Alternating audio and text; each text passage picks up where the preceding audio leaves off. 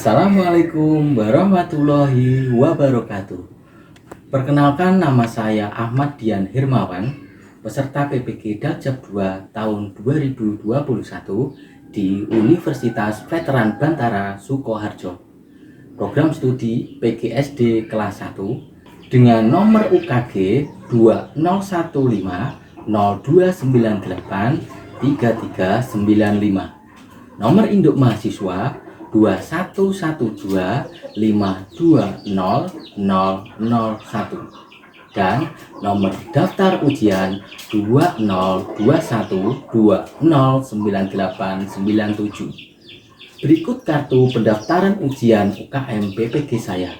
Video ujian pembelajaran ini saya laksanakan pada hari Rabu tanggal 18 Agustus 2021 secara daring melalui Google Meet bersama siswa SDN 2 Kawengan, Kecamatan Jepon, Kabupaten Blora. Selamat menyaksikan.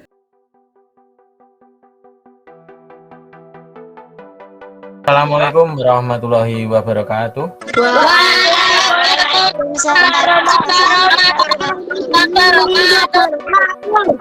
Selamat pagi anak-anak.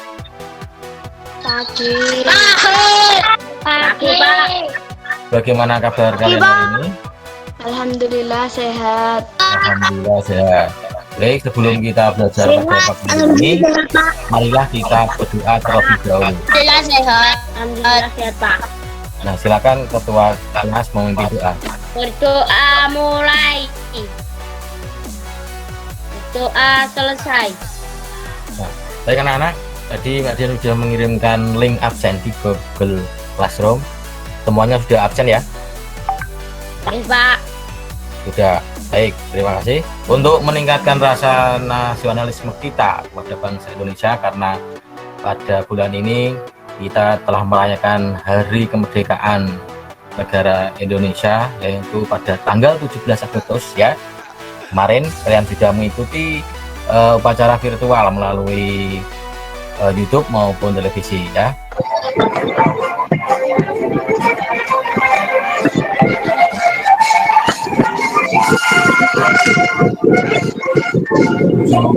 Agustus tahun 45 Hari Kemerdekaan Dari Nusa dan agama adalah bangsa Indonesia.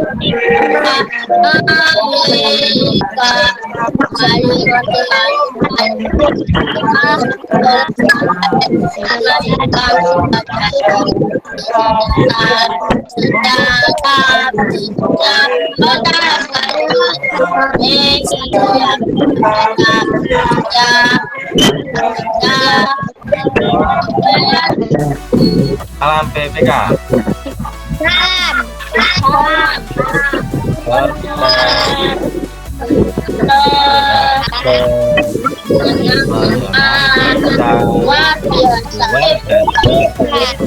Coba kelompok PPK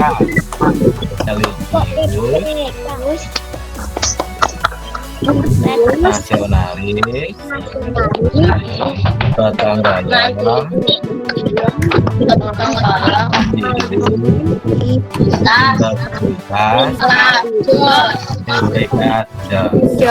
pada saat ini ya, kita masih dilanda COVID-19. Mohon patuhi protokol kesehatan ya. Masih ingat 5M? Apa saja itu 5M? Yang pertama, menjaga jarak,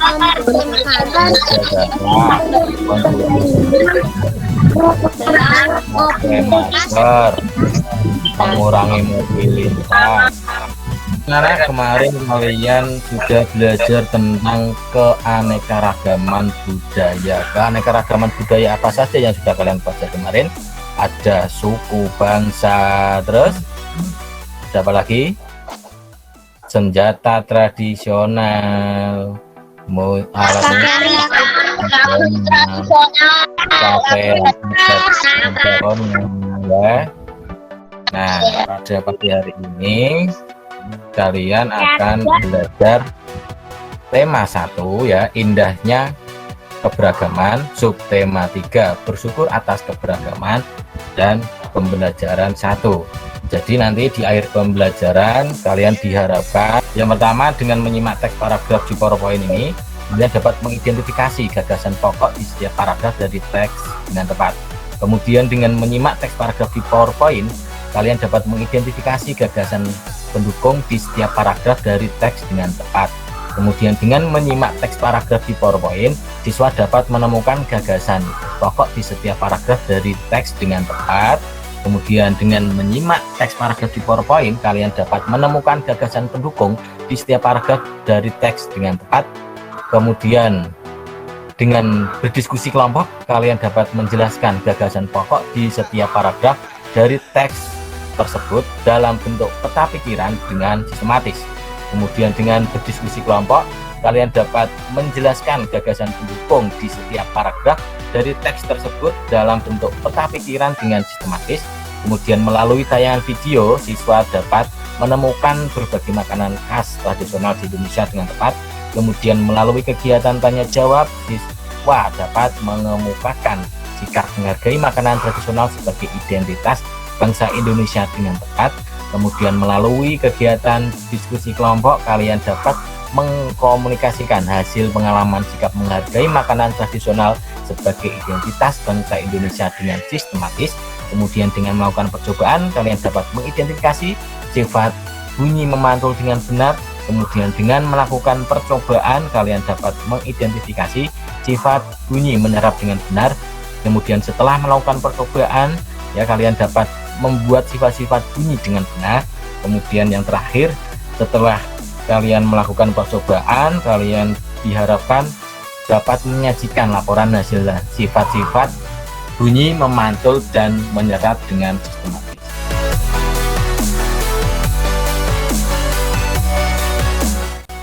Ya, bersyukur atas keragaman. Nah, negara Indonesia memiliki wilayah dengan kondisi alam yang beragam. Kondisi alam Indonesia dari ujung timur sampai ujung barat terhampar berbagai macam keadaan alam. Ada pegunungan, danau, laut, padang rumput, dataran tinggi, dataran rendah, dan sebagainya. Semua itu adalah kekayaan Indonesia yang patut kita syukuri. Indonesia merupakan negara kepulauan yang memiliki lebih dari 6.000 pulau yang terbentang dari Sabang sampai Merauke. Sebagai negara tropis, Indonesia mempunyai kekayaan alam yang beragam, terutama hasil rempah-rempah seperti kunyit, jahe, kencur, lengkuas, kemiri, cabai, kelapa, gula aren, dan lain-lain. Dari keragaman rempah yang dimiliki, muncullah beragam makanan tradisional yang khas. Ya. Kemudian makanan tradisional Indonesia itu membutuhkan waktu dalam mengolahnya. Pembuatnya pun harus ahli membuatnya. Jadi kamu akan belajar tentang seorang ibu pembuat dodol Betawi, makanan tradisional Betawi. Ya, siapa di antara kalian yang mengetahui jenis makanan tradisional ini? Pasti banyak yang belum tahu, ya. Bagaimana bahan dasar dan proses pembuatannya? Mari kita baca teks berikut ini. Ya, teks ini berjudul Dodol Betawi Mak Salma. Coba untuk paragraf pertama, silakan siapa yang bersedia untuk membacakan. Sebentar lagi kota Jakarta akan berulang tahun seperti tahun-tahun sebelumnya. Mak Salma menerima banyak pesanan. Mak Salma adalah pembuat dodol tradisional Betawi di kampungnya. Biasanya ketika menyambut ulang tahun kota Jakarta banyak pertokoan. Coba untuk selanjutnya paragraf yang kedua. Sudah sejak seminggu yang lalu Mak Salma bekerja. Ia dan beberapa ibu tetangga membuat dodol gula merah oleh santan campur menjadi satu. Membuat dodol Betawi membutuhkan kerja sama, tidak hanya perempuan, laki-laki pun terlibat dalam pembuatan. Baik, untuk paragraf yang ketiga. Untuk memenuhi pesanannya, Mak Salma selalu melibatkan tetangga-tetangganya. Mak Salma ingin rezeki yang diperoleh dari dodol Betawi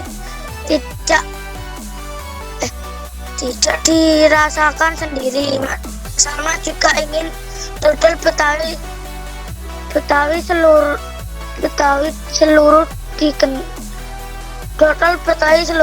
selalu dikenal.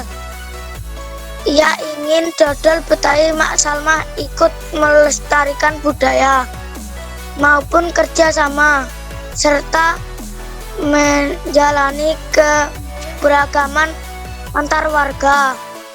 Baik, kalian tadi sudah membaca dan menyimak dodol Betawi Mak Salma. Nah, tahukah kalian gagasan utama atau gagasan pokok ataupun gagasan pendukung? Jadi gagasan utama atau gagasan pendukung itu adalah ide dasar atau sebuah inti pembahasan yang tertulis di dalam paragraf. Kemudian gagasan pendukung itu merupakan kalimat-kalimat yang fungsinya memberikan informasi tambahan dalam suatu teks. Nah, bagaimana cara menemukan gagasan pokok dan gagasan pendukung? Yang pertama, bacalah teks atau paragraf secara cermat. Nah, kalau perlu diulang sampai mengerti. Kemudian periksa kembali apakah gagasan pokok yang ditemukan sudah sesuai dengan ciri-ciri gagasan pokok atau tidak seperti gagasan pendukung. Nah, jika benar, selamat, kalian sudah menemukan gagasan pokok. Baik. Jadi nanti kalian silakan masuk ke Google Classroom, di situ ada LKPD ya.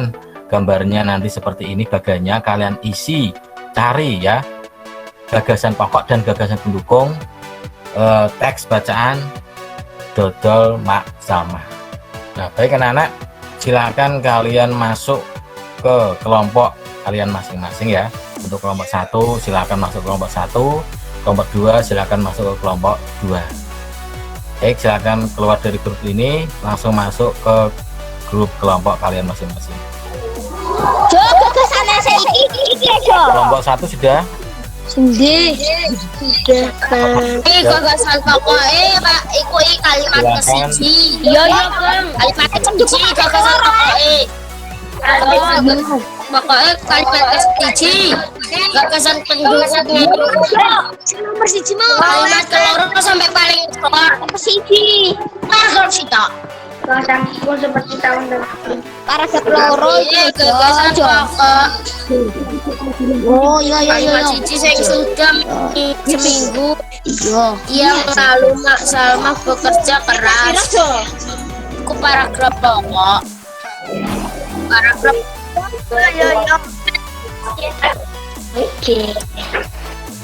Kalimat loro sampean paling isor nih.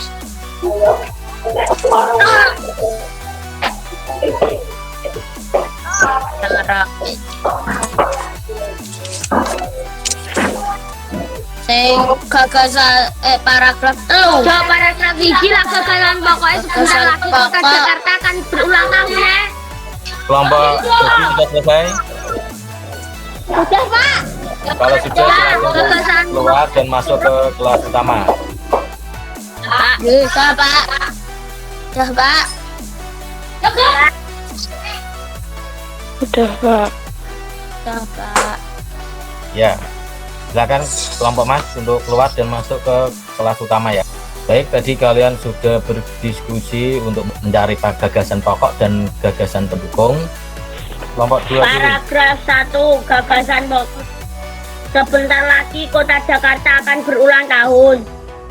Gagasan pendukungnya seperti tahun-tahun sebelumnya, Mak Salma menerima banyak pesanan. Mak Salma adalah pembuat dodol tradisional Betawi di kampungnya. Biasanya ketika menyambut ulang tahun Kota Jakarta, banyak perkotaan yang mengandalkan festival Betawi. Makanan Betawi menjadi jajanan di festival. Kerak telur, bir, peletok, dan dodol Betawi menjadi primadona makanan dalam menyambut di Gerayu Jakarta. Baik, bagaimana untuk kelompok yang lain, sama apa tidak? Sama Pak. Coba untuk yang paragraf kedua silakan dibacakan dari kelompok 1. Gagasan pokok paragraf 2 sudah sejak seminggu yang lalu Mak Salma bekerja keras. Gagasan pendukung. Ia dan beberapa ibu-ibu tetangganya membuat adonan dodol ketan, gula pasir dan santan. Sudah, bagaimana untuk kelompok yang lain? Apakah ada perbedaan? Sama Pak, sama. Nah, sekarang untuk paragraf yang ketiga, silakan dari kelompok 2 lagi. Gagasan pokok. Untuk memenuhi pesanannya, Mak Salma selalu melibatkan tetangga-tetangganya. Gagasan petunjuknya, Mak Salma ingin rezeki yang diperolehnya dari dodol Betawi tidak disarankannya sendiri. Mak Salma juga ingin dodol Betawi selalu dikenal. Ia ingin warga di sekitarnya juga ikut melestarikan makanan tradisional milik kampung sendiri. Mungkin ada perbedaan dari kelompok yang lain? Sama Pak. Semua sama? Tidak sama Pak, sama Pak, Nah, sama. jadi kalian sudah mencari ya, berdiskusi dan mencari gagasan pokok dan gagasan pendukung pada teks bacaan dodol Mak Salma ya. Dodol Betawi itu berasal dari kota mana anak-anak? Jakarta. Kota dan Betawi Pak, Betawi. baik, mari kita cari tahu lagi ya makanan khas di Indonesia. Ayo lebih banyak cari tahu lagi ya. Di sini ada beberapa makanan khas yang ada di berbagai daerah ya. Yang pertama ada sego jamblang. Jadi sego jamblang dalam bahasa Indonesia adalah makanan khas dari Cirebon, Jawa Barat. Nama jamblang berasal dari nama daerah di sebelah barat kota Cirebon. Kemudian ada nasi pecel. Nasi pecel itu adalah sarapan kesukaan masyarakat Madiun, Jawa Timur. Ya, kemudian ada lontong sayur. Lontong sayur ini sangat mudah kalian temui di Jakarta dan Jawa Barat sebagai menu sarapan favorit. Kemudian ada juga nasi krawu ya. Nasi krawu itu adalah makanan khas kota Gresik yang terbuat dari campuran nasi dan daging sapi dengan kadar minyak yang cukup tinggi. Kemudian juga ada nasi gudeg ya, atau dalam bahasa Jawa disebut sego gudeg, adalah makanan favorit di Yogyakarta. Yuk kita cari lagi makanan khas di Indonesia.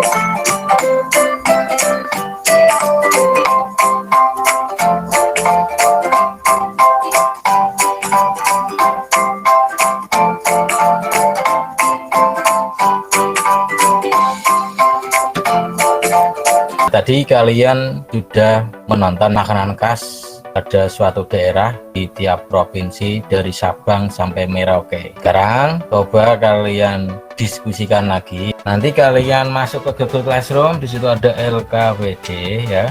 Makanan apa saja yang kalian lihat pada video tadi, silakan didiskusikan. Kalian tulis pada kolom, silakan masuk ke Google Class kelompok ya. Kelompok 1 masuk kelompok 1, kelompok 2 masuk kelompok 2, silakan. Kang.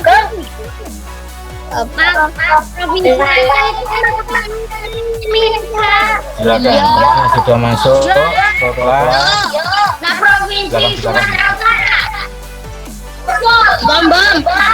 Sumatera Utara. Bom.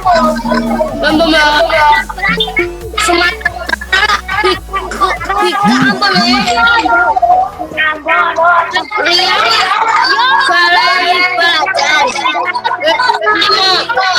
Kepulauan Riau,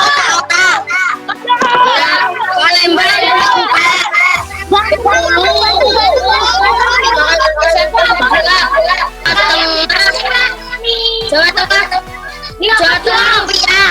Jawa Barat, Serabi, Jawa Timur, Rujak, Cianjur, Banten, Bandung, Bali, ayam betutu, Nusa Tenggara, Jakarta, Nusa Tenggara Barat, Asam,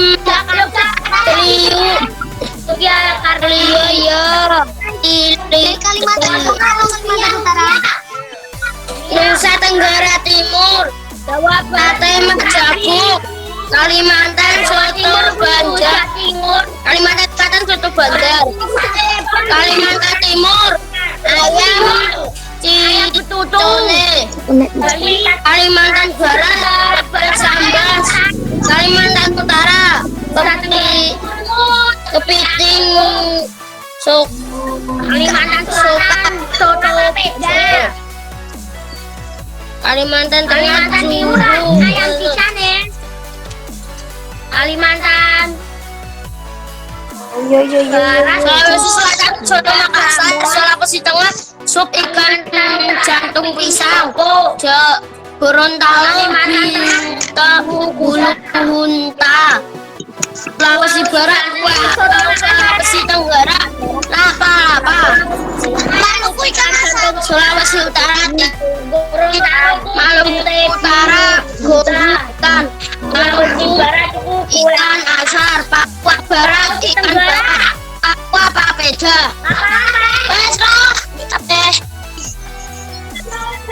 Sudah selesai?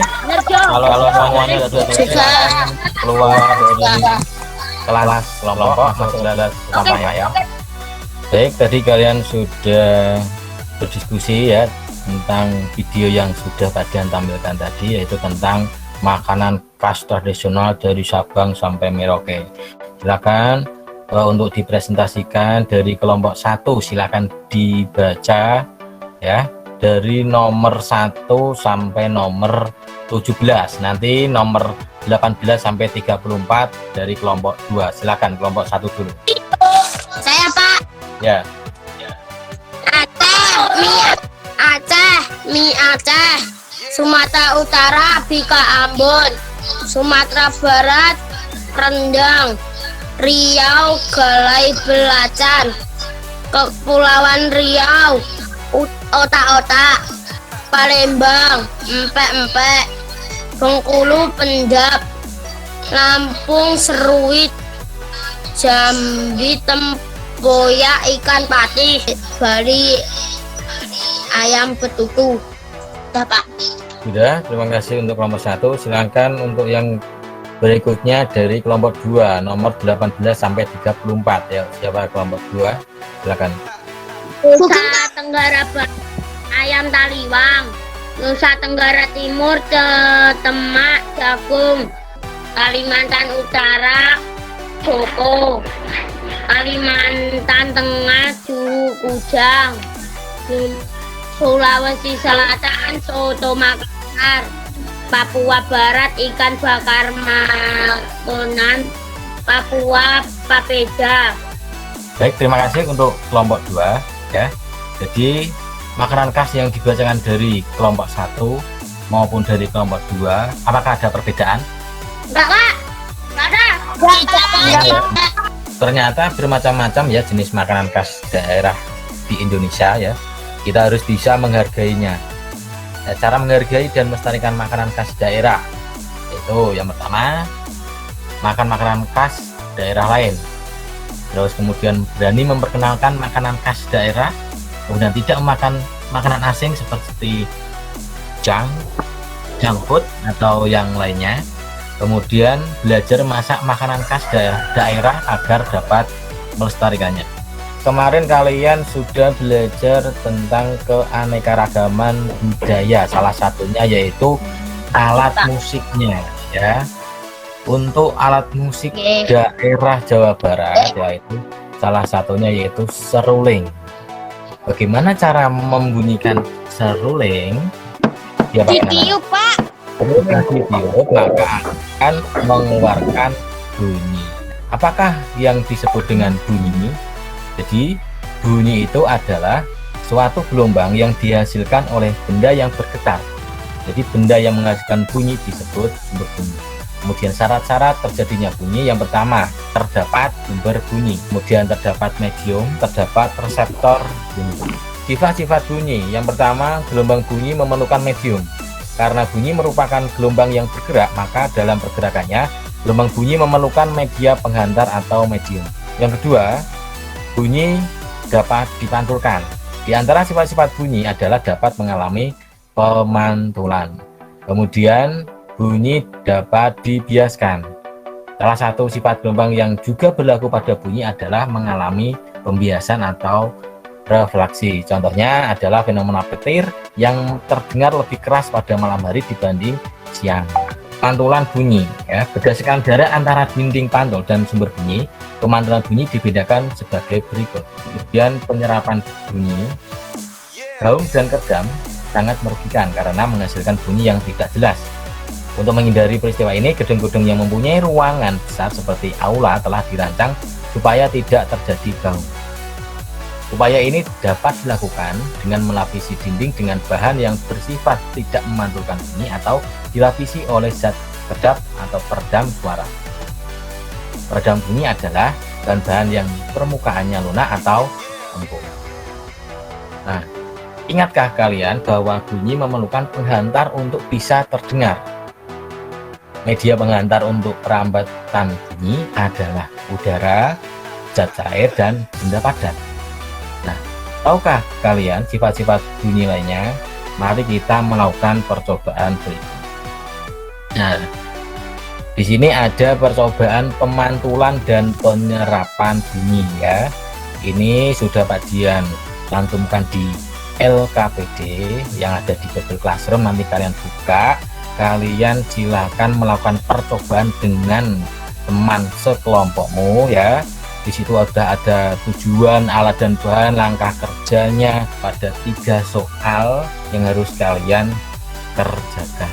Silahkan kalian masuk ke kelompok diskusi kalian dan silahkan didiskusikan dan dilakukan percobaan yang sudah ada di LKPD. Ngerak, Jok. Jok. Bener, Jok.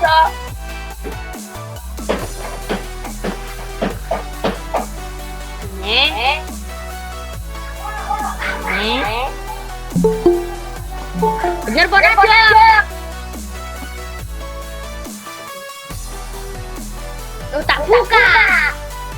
Nama percobaan berdasarkan pemantulan. Langkah kerja, susunlah 2 baris buku dengan ketinggian sama. Letakkan tabung-tabung di atas buku dengan hati-hati. 3. Pegang arloji di telingamu dengan dengar baik-baik untuk menyelesaikan bahwa kamu mendengar bunyi detak arloji. Dengeran? Iku ciptaannya aneh. Suaranya lebih kencang daripada spons. Ya. Kedengeran. Kencang lebih kencang Dengar Pak. Suara jamu keras main ambek akan jarum percobaan ketika yang kedua ini pada dapur malah lucu coba sekali lagi spons oh banter piring banter piring Sudah ya, kalau sudah silakan kalian keluar dari kelas kelompok, kita akan menuju ke kelas utama. Baik anak-anak, kalian tadi sudah melakukan percobaan untuk mengetahui sifat-sifat bunyi, yaitu pemantulan dan penyerapan. Untuk yang pertama, silakan hasil dari diskusi kelompok dibacakan dari kelompok 1 dulu, yang soal 1 sampai 3. Nomor 1. Pertanyaannya, apa yang terjadi dengan gelombang pada tabung jika piring kaca? Jawaban, suara jam dari tabung pertama akan terdengar dari tabung kedua jika kamu meletakkannya di nomor 2. Pertanyaannya, jika piring kaca diganti dengan gabus yang empuk, apa yang terjadi? Suara lebih pelan karena diserap oleh gabus. Silakan untuk kelompok 2. Saya Pak. Jadi Pak, Apa yang terjadi dengan gelombang bunyi pada tabung kedua jika mendekatkan piring? Suaranya lebih terdengar dari tabung keduanya. Ketika piring kaca diganti dengan gabus yang empuk, apa yang terjadi? Jelas, suara lebih pelan karena suara diserap oleh gabus. Sudah Pak? Dari hasil diskusi kelompok 1 dan kelompok 2 semuanya sama ya, tidak ada yang beda sepertinya. Sama Pak. Sama.